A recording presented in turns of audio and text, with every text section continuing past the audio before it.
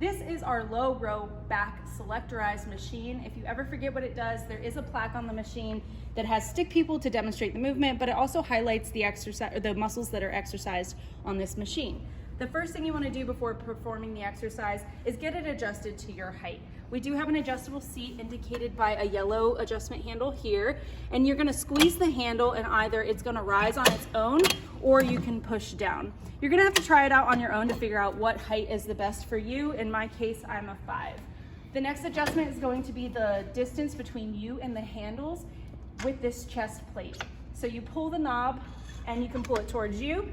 However, it's hard for me to reach those handles with this adjustment, so I'm going to want to come closer. Then before you get started, the last thing is to select which weight you want to use. You have increments of 10 pounds here, so I'm going to start lighter and then of course add weight later if I feel like I need more of a challenge.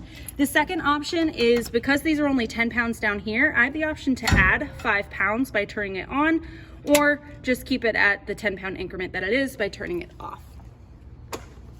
You can work both sides of your back at the same time by grabbing both handles, squeezing your back muscles, engaging your shoulder blades, and following through with the arms. The other option is to hold on to this handle in the middle and do one arm at a time. So remember to focus on the back more so than the arms, and you're going to get that exercise. Always remember to balance it and exercise on both sides so that you feel nice and even.